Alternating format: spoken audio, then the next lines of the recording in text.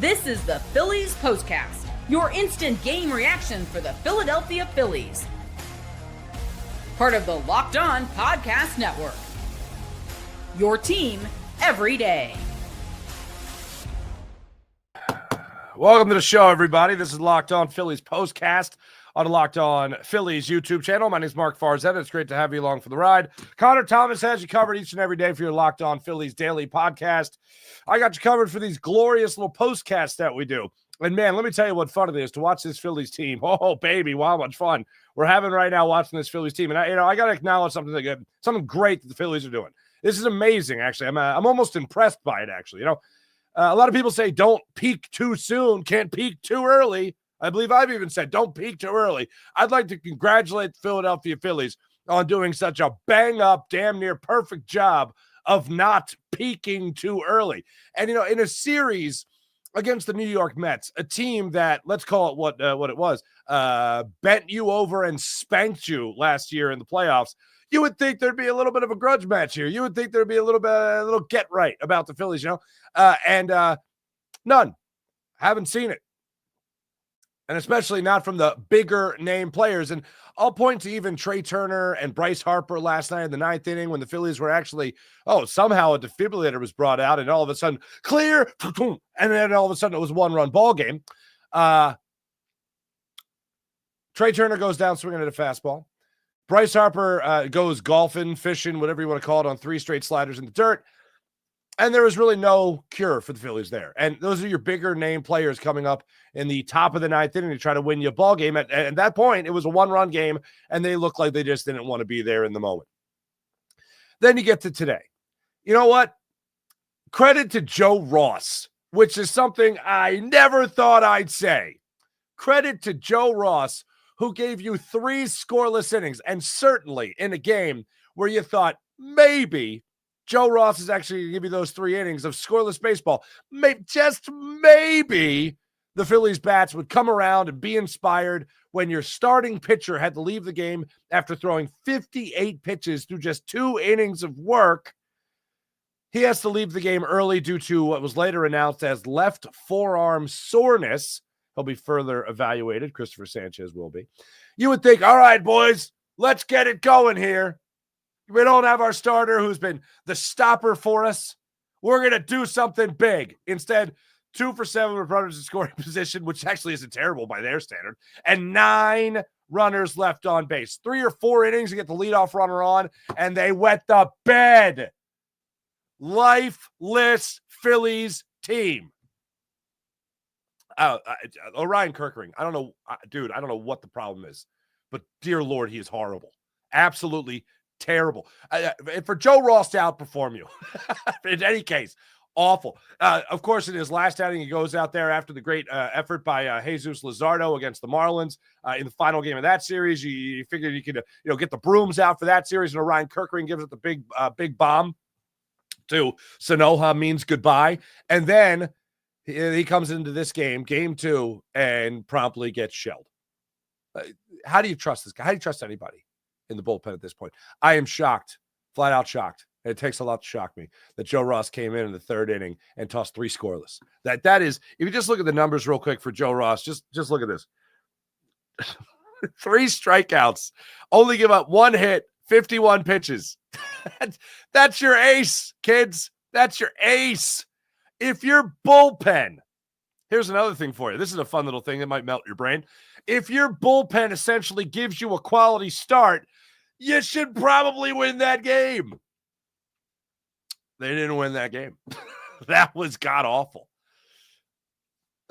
This is your ball club. This is your ball club. But, hey, great job not peaking too early. They're certainly not peaking too early, so you can take pride in that. There's a couple of things that really jumped out to me. I think I already mentioned them as far as this game went. But no pulse. Like, I'm watching this game tonight. I'm waiting for the moment where something's going to happen. Hey, Alec Boehm, a couple of great robberies there at the third base and in foul territory. Good hustle to him. Extended the hitting streak today. Great. But how do you leave this many guys on base?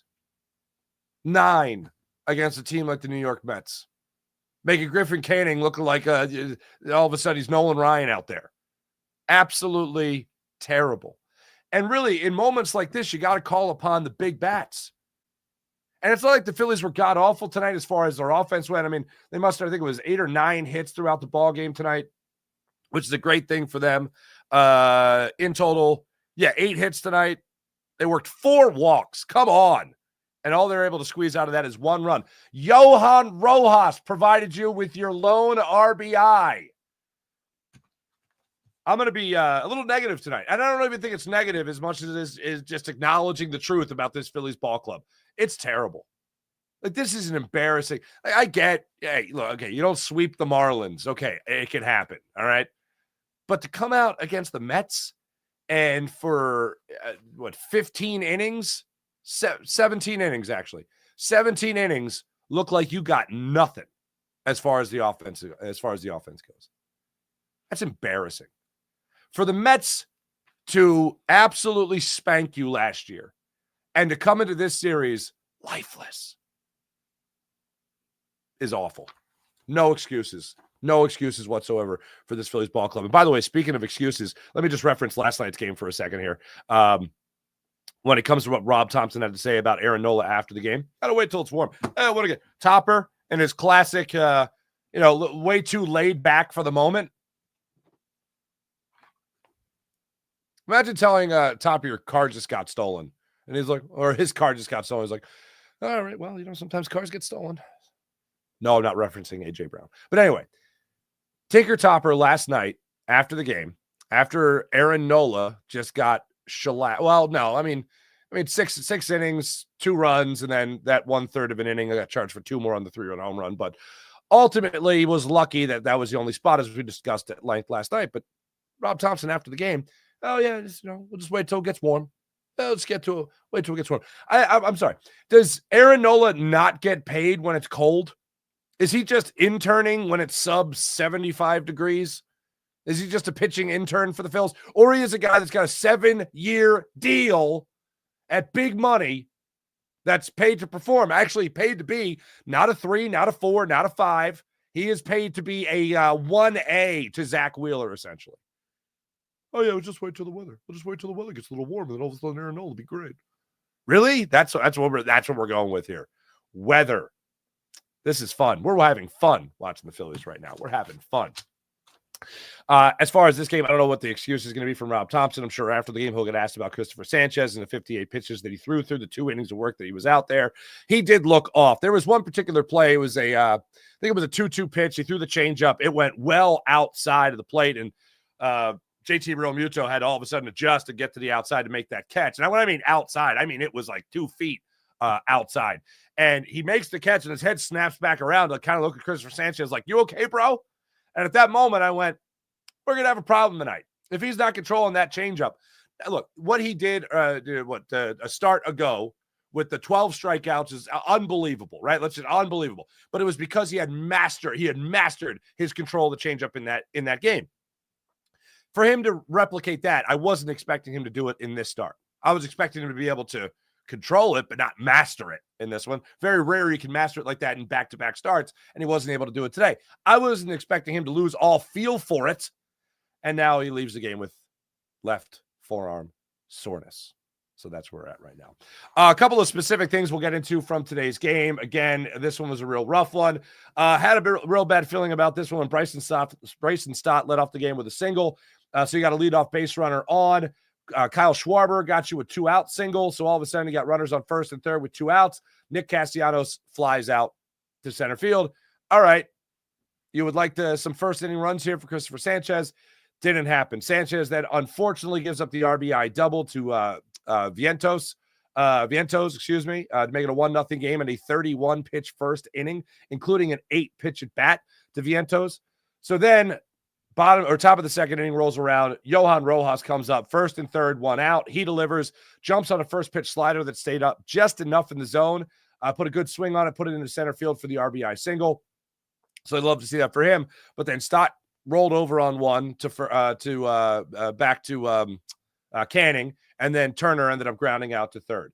Bottom of the second inning, unfortunately, they put up another run. This one is charged to Cristopher Sanchez. It's a 2-1 ball game. Francisco Lodor coming up with the RBI single there. And then the Phillies in the fifth inning, the fourth inning.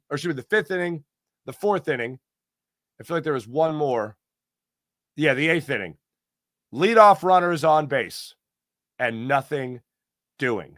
Nothing doing. Rage mode activated in the 5th inning. After Bryson Stott's leadoff single to left, Trey Turner goes down on 3 pitches. Chases a slider, low and away. Harper worked a walk, was down in the count 3-0. Then I don't get it. If there's anyone on this team I'll give it a green light to, not named Kyle Schwarber, it's Bryce Harper. Bryce Harper takes 2 cookies, 2 meatballs, 2 beach balls, 2 beach ball sized meatballs down the middle of the plate. And he doesn't swing at them. Takes them. Now, again, he worked a walk, so we got on base. Whoopity-doo. That's for all the people that love to see guys in the middle of the order only worry about on-base percentage, but I kind of like runs. And he takes those pitches. He ends up working the walk. He got first and second with 1 out. Schwarber grounds out to first base. Runners advance to second and third. And then rage mode button, bam, when Nick Castellanos got a 2-2 slider. The 2-2 slider, if Nick Castellanos would have jumped over home plate and batted from the left side of the plate and turned around and tried to hit that ball, it still would have been 2 outside for him to hit. And he's out there swinging away at it. My voice is just starting to come back a little bit. I don't want to lose it, blowing a gasket on Nick Castellanos. But I'm tempted. So anyway, that sucked. And then in the 8th inning, I was just at a point after Orion Kerkerking came in and decided to, hey, why is this game close? Let me make it not so close. After he was terrible at his job. 8th inning rolled around there. Top of the 8th inning, Kyle Schwarber comes in, works a leadoff walk, gets a full count against Stanek. Leadoff base runner. It's a 5-1 game, as I'm sure you knew by then. Nick Castellanos hits a flare out to center field. And for whatever reason, Kyle Schwarber was caught napping on a ball that everybody in the stadium knew was going to be caught. Now, I wasn't even mad at this point. I wasn't even impressed at this point. I was grateful at this point because I had no faith whatsoever that the Phillies were going to come back in this game, and the game was already taking forever as it was. We were in the bullpen for the Phils by the 3rd inning. It was tracking on a little bit. So I was actually grateful to Kyle Schwarber for that mental error that he had. So that was good. There was one mental error there by the I think it was Acuna there at third base where he got picked off on the steal attempt by Azakar there. I forget what inning that was in, but I was like, oh, look, other people are allowed to make mistakes on the base path. This is great. It's not just us. It's not just us. So anyway, I tell you that to tell you that the Phillies suck right now, and this is not fun. That's not a good time. And I had a great day. I bought some new trees, for the yard, obviously. I'm looking forward to putting them in the ground, some good old landscaping work. I'm not afraid of hard labor. You know what I mean? You know why? Because I care. I'm not a lifeless individual like the Phillies were in tonight's ball game. Took a long route to get there, but I got there. Anyway, when we come back, we'll give you the player of the game. We'll give you the turning point of the game. And then we'll also give you what you'll be talking about tomorrow. Oh, and of course, we'll take your comments. That's when we return on Locked On Phillies postcast and Locked On Sports Philadelphia, or should be Locked On Phillies YouTube channel. You guys need to take advantage of all they have to offer with the wonderful, the amazing, the incredible people at FanDuel. FanDuel is awesome. Have yourself a great time with FanDuel, especially when it comes to the NBA playoffs. FanDuel giving new customers an incredible way to get in on the action right now. When you join FanDuel and place your first $5 bet, you'll get a $250 bonus bet if you win your first $5 bet. I love FanDuel. It's easy to make a bet. So easy, in fact. The pick of my favorite teams, they're right there, all on FanDuel.com. Love to dive into the player props and parlays as well. From three-pointers to steals to assists, FanDuel has so many ways to bet your favorite player props. Plus, after the game, when the game tips off, you can even combine your live player bets into a same-game parlay for a chance to win big. And how about right now when you talk about the NBA playoffs and the odds to win the championship? Right now, OKC going off at plus 170. Boston Celtics plus 185. Cleveland Cavaliers plus 500. All on FanDuel. So don't miss out. Head to FanDuel.com. That's FanDuel.com. That's FanDuel.com. And claim your first $250 in bonus bets today when you hit on your first $5 bet. Go to FanDuel.com and claim $250 in bonus bets today at FanDuel.com. Before I go any further, let's talk about the player of the game. This is the Locked On Player of the Game. Without question, the player of the game is also someone that I'll call the dog of the game. And that's Orion Kerkerking. Because I could praise Joe Ross more than I already have. And there I already did. 3 innings, a scoreless baseball, 3 strikeouts, only gives up a hit. Joe Ross, a kudos to you. Orion Kerkerking, not so fast, especially after he's coming off an outing where you want to see him bounce back a little bit so you can have confidence in somebody else in the Phillies bullpen. Did I say somebody else? Somebody in the Phillies bullpen, and Orion Kerkerking was not there for it. Comes on in relief in that 7th inning. Takes over for Tanner Banks. He did inherit base runners, but unfortunately the first batter that he faced was Pete Alonso, and Pete Alonso, he put a sinker out over the middle of the plate, and Pete Alonso, in the inner half of the plate, also known as the Polar Bears destructor zone. And he put it down the left field line for an RBI double, made it a 3-1 game. And then as he stayed in the game, laboring, he faced Torrens. He left a sweeper up. Not a lot too much, but too much. And Torrens put a good swing on it. And all of a sudden, 2 more runs crossed the plate on that 2-run single to left field, made it a 5-1 game. Orion Kerkerking, no interest in keeping this game close. Thanks, but no thanks. As for the turning point. Time to reveal where the game was won or lost. It's the turning point. I know last night I went to one of the innings. The Phillies had a leadoff runner on base and then failed to bring him around to score with 3 straight strikeouts. It felt like there were a number of those occasions throughout tonight's game. But really, Cristopher Sanchez, it was in the bottom of the 2nd inning. No, wow, okay. It was the bottom of the 1st inning, so it was earlier than I remembered. 3-2 changeup misses wide to Vientos before he got the RBI double. That pitch, when I saw JT Realmuto's reaction to catching that well outside changeup, it wasn't like he was throwing a slider or a sinker, got away from at 97 miles per hour or anything. He was trying to drop a changeup in there and put it 3 feet outside. When I saw JT Realmuto's head stick around or whip around, I went, oh, I know the offense isn't showing up today. And I know that the bullpen isn't going to win you a game. That to me was, oh, darn it. This is going to be a long one. And it was. 58 pitches, just 2 innings of work for Cristopher Sanchez. When Vientos was at the plate, that's when I realized that was that. As far as what you'll be talking about. This is what you'll be talking about. You're going to be talking about how this Philadelphia Phillies team is certainly not peaking. You're going to be talking about how this Philadelphia Phillies team has failed you. And you're going to go on with the comparisons about this Philadelphia Phillies team being crazy close to the Philadelphia 76ers and that a lot of money was spent, a lot of things were promised, and still we're here without a parade courtesy of either of those 2 franchises. Whereas the Eagles, hey, we're cool. As far as Rob Thompson goes, I know it's an age-old adage about, well, it's not the manager trying to hit with runners in scoring position. It's not the manager coming in out of the bullpen. He can't manage the bullpen. If the Phillies are a middling team, if they're around 500 for the next month, Rob Thompson's getting canned. Zero doubt in my mind about that. If you go back to 2022 when he took over for Joe Girardi, the Phillies were 7 games under 500. And I remember when people were talking about, and myself at the time, talking about the Phillies being terrible under Joe Girardi and firing the manager because you need to send that message in the clubhouse that people are going to lose their jobs. Oh, Joe Girardi isn't hitting. Joe Girardi isn't coming out of the bullpen. Well, yeah. Like one thing I will give credit to Dave Dombrowski for is when he made the move, he acknowledged what a lot of people just let go. They let it go under the radar. And that's how responsible a manager is for the winning environment of a clubhouse. And that winning environment is not here anymore with Rob Thompson.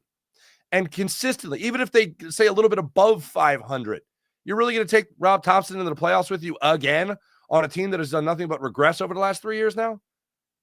No, thanks. I'm out on that. Don't sign me up for more. I'm out. The Phillies were 22-29 when they fired Joe Girardi. Then Rob Thompson came in, changed the atmosphere in the clubhouse. You gave the team back to the players, so to speak. And all of a sudden you're talking about a 65 and 45 season. 65 and 46 is what they went the rest of the year. That's pretty good. They went to a World Series. That's also pretty good. They came up 2 wins shy of winning it, but still pretty good to be in the World Series at least. If they continue to play like this, where their inconsistencies just are abundantly apparent, then it's time to move on from Rob Thompson. And I'm ready now, to be honest with you. The way he managed Jesus Luzardo, taking him out at 88 pitches, and then the way he left in. I didn't even talk about this last night, but Rob Thompson has had this habit as the Phillies skipper to get a guy out of a game who's been struggling when he's doing well. Like the perfect example would have been, hey, you know what? Aaron Nola dodged a couple of bullets. He dodged the Juan Soto 3-run home run in the 3rd inning. Good for him. He 6 2/3 or 6 1/3, 2 runs. Don't even let him come out for the 7th inning. But he had to because he spent the bullpen in the previous game taking Jesus Luzardo out an inning early. So the domino effect of his mistake cost you 2 games maybe. At least it cost you Aaron Nola at least feeling good about himself after a start. I'm out on Rob Thompson. I'm out. They need a new voice.